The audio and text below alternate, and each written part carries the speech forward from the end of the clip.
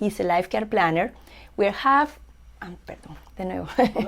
Very good. Very good. Okay. Thank you, Paul. No, thanks for coming. That was fun. That was Super fun. fast. Yeah.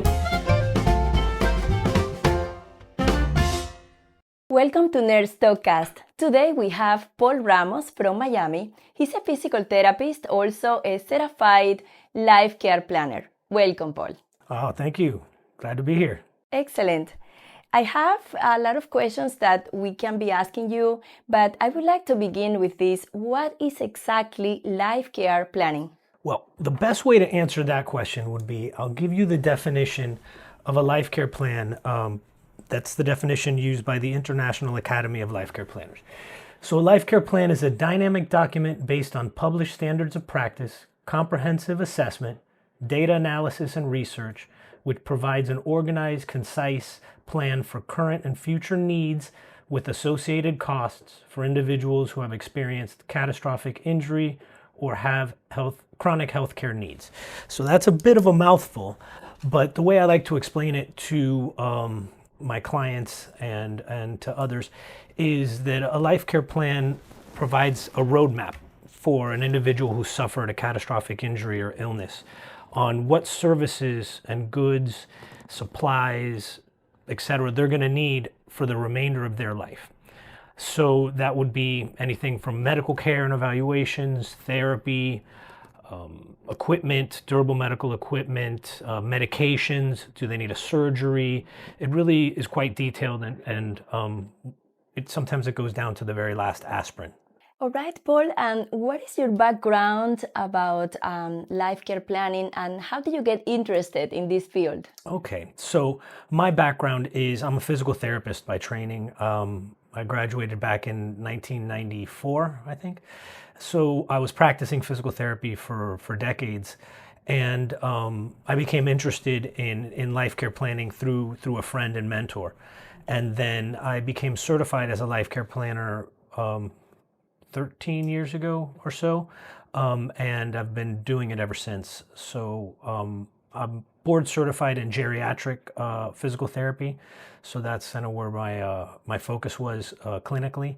And then I'm a fellow of the International Academy of Life Care Planners, and I'm certified by an association named RESNA as an assisted technology professional. So I have some expertise in assisted technology such as power wheelchairs, seating systems, augmentative communication devices, and that kind of thing. Excellent, excellent. Paul, how does someone become a life care planner? So to become a life care planner, you can come from a number of different backgrounds, right? Because life care planning is really a specialty practice. It's not a profession per se. So myself, I come from physical therapy. Physicians are life care planners. There's a lot of life care planners that come from nursing, from occupational therapy, speech therapy, rehabilitation counseling. There's quite a number of life care planners that have that training and that background. Mental health providers also. So there's a number of different backgrounds that get into the practice of life care planning. Then there's a route to go about where you get some training. So there's some training programs that are available. I myself trained through the University of Florida, and that program has evolved over the years. But there are several training programs, and then you sit for a certification exam.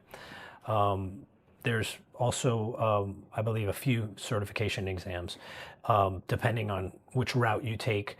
And then I always advise folks that are getting into life care planning to get involved with the professional association. I myself am very involved with the International Association of Rehabilitation Professionals, IARP, and a section within that which is the International Academy of Life Care Planners. So always advise folks to get involved with those associations because it's quite helpful when you're getting started. And then it's always a plus if you have a mentor or someone when you're just starting out that you can learn from. There's always a lot of continuing education that's needed.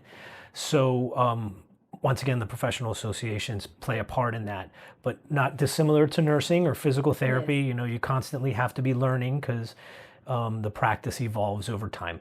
Do life care planners have published standard practice? Yes, through the International Academy of Life Care Planners, we have standards of practice that are revised periodically. I believe there recently was a revision to the standards of practice.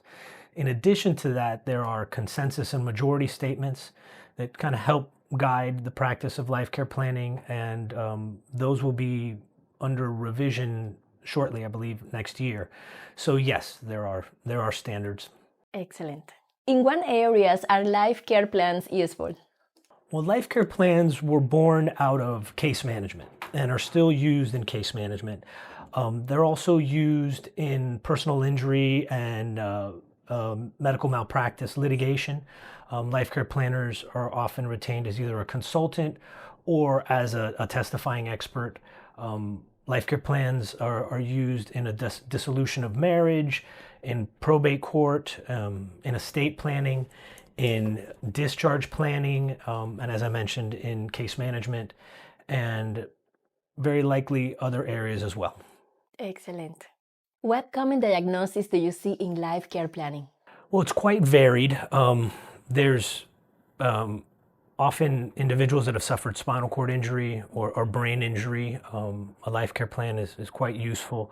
Also, individuals that have suffered limb loss, an amputation, and a need of prosthetic care, that's common. Individuals that have suffered burn injuries, those can be quite complex. A number of different areas of catastrophic injury or illness, complex orthopedic injuries, and organ transplant is also an area that is quite detailed, and we see in life care planning, but it's really a number of different diagnoses. Given that some diagnoses are common in life care planning, are the plans individualized? Yes, that's an excellent question. So, for instance, we mentioned that life care plans are used frequently for individuals with spinal cord injuries, but every plan is completely individualized because every injured individual has their particular deficits, strengths, needs, etc. So using the spinal cord injury as an example, the level of injury, whether or not it's complete, if it's incomplete, what's the support structure that individual has, premorbid conditions, living arrangements, level of education plays in sometimes as well. So yes, they're highly individualized, and they change from person to person. What are the components of a life care plan? The components of the life care plan vary somewhat between life care planner to life care planner. However, there are some key commonly used categories, which would be medical evaluations and care, for instance. Therapeutic evaluations and care would be another. Diagnostics, that would be x-rays, MRIs, nerve conduction studies. Durable medical equipment or medical equipment. Does the individual need a power wheelchair? Do they need a cane, a walker? That would fall in that category. Medications, obviously, what medications are being recommended now and into the future. Does the individual need modifications to the home? Now they're no longer ambulatory, they're in a wheelchair, so we would need ramps and other modifications to the home. That would be another category. Supplies and equipment for activities of daily living. Those are some of the basic categories that the life care plan is often separated into. What are some of the steps of the methodology of life care planning? That's another good question. So methodology in life care planning is important, and following the methodology that's laid out in the standards of practice, really there are 5 or 6 phases of a life care plan. The first would be, determining the purpose of the life care plan. Okay, you've been retained. What have you been retained to do? Have you been retained to prepare a life care plan for what purpose? So determining that is step number 1. After that, it would be review of the secondary data, and that's a fancy way to say reviewing records, data that were produced by someone other than the life care planner. So that would be hospital records, physician records, therapy records, That would be, has there been depositions, for instance, in a litigation case? You'd be reviewing that. Do you review video, pictures? If there's a vocational component or a work-related component, then we would want to see employment records. If it's a child, there could be, or even an adult, there's educational records that are often reviewed. So that would be the second phase. And then the third phase is to collect the primary data, which would be the life care planner's interview evaluation with the individual. That often involves the family. There's forms that are sent out to providers, to the rehab team, or that the family will fill out. There's objective measures that are taken. So it's the data that's being collected by the life care planner. Okay, that would be the next phase. Then there's the research and the data analysis, where the life care planner compiles the information that was gathered through the previous two steps and begins to outline a plan of what the future needs are, gets input from the treating team, the rehab team, and then starts to do the pricing of those services, which is done in the geographic location where that individual lives and treats. For instance, here, if I have an individual that I'm preparing a life care plan that lives in Akron, Ohio, I wouldn't be finding prices for care in the Miami market. It would be very specific to where that person is, and that would be that step. That's usually the most time-intensive phase of life care planning. Then there's reporting the findings, where you would report the findings to the stakeholders. This would be the following phase, and then there's an additional phase that doesn't occur always, but can occur, where you're going to reevaluate, because the life care plan is a dynamic document, right? It's something that changes as the needs of that individual change or may change. Then we would reevaluate and update the plan. Paul, what do you mean with collaborative process? So it's life care planning is really a collaborative process in that, as we discussed earlier, we each bring our background to bear in the specialty practice of life care planning. For instance, Kenya, you're a nurse, so as a nurse, you bring a nursing scope of practice to preparation of a life care plan, let's say. What we want to do is reach out to other members of the treatment team, get input from the family as needed, get input from the other providers. So if the individual, the example we were given before, an individual with a spinal cord injury, if he's under the care of a physiatrist, a doctor of physical medicine and rehabilitation, I would really need their input, ideally would like their input, to be able to get a medical foundation as to what the needs of that individual are. It's also very helpful to reach out to the therapist, be it mental health therapist, physical therapist, occupational therapist, get their recommendations for future care, collaborate, like I said before, with the family. So it is collaborative. All right, Paul, so I really know that life care planning is could be stressful sometimes because it's a lot of information that you need to use, but what are some of the challenges that you may go through? So some of the challenges would be, once again, you need to be a lifelong learner, so you need to be abreast of new treatments, new modalities, new clinical practice guidelines in a number of different areas. There's frequently changes in legislation and case law that affect the practice of life care planning, and depending on what jurisdiction you are practicing in on that particular case in that moment, you need to be abreast of that. There's been some changes in the accrediting bodies, and that's not necessarily a challenge, but you need to be abreast of that.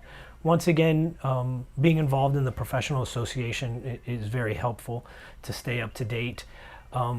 There's also challenges in the actual practice, being able to handle your workload and still be able to keep learning and stay abreast of what's new. All right, Paul, anything else that you would like to add? Well, what I could add is that life care planning for me, is a very rewarding practice, similar to physical therapy, in that, I feel that I'm helping people, I'm helping families identify, their current and future needs, and kind of plan out their care moving forward, and that's rewarding. Similar to in physical therapy, when you take an individual that has suffered an injury or illness, and you rehabilitate them to their maximum level, and I find that very rewarding.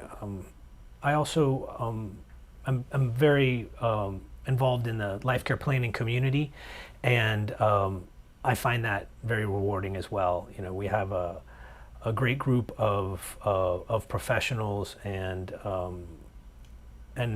we have a conference coming up now in San Francisco in November, and I'm very much looking forward to that, and seeing my colleagues, and continue to learn. Excellent, excellent. Paul, thank you so much for your time. I know you are a very busy person, and that was a pleasure to have you in Nurse Talkcast. I would like to ask you, how can they contact you?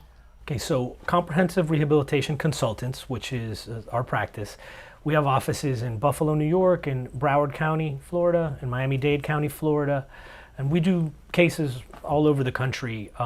Best way to contact us would be probably our website, comprehensiverehabilitationconsultants.com, or you could find us on LinkedIn. Thank you so much for being part of Nurse Talkcast. Our idea is to have interviews for medical legal. Like today, we had Paul, he's a life care planner. We have more interviews coming in, so we have a lot of professionals that are gonna be with us, and we're gonna be learning from everybody, and also it's an educational tool for everybody as well to learn about medical legal. You could be able to subscribe or to like the video. That way we can have more information, and also we have one video here, one over here. So welcome, and thank you so much.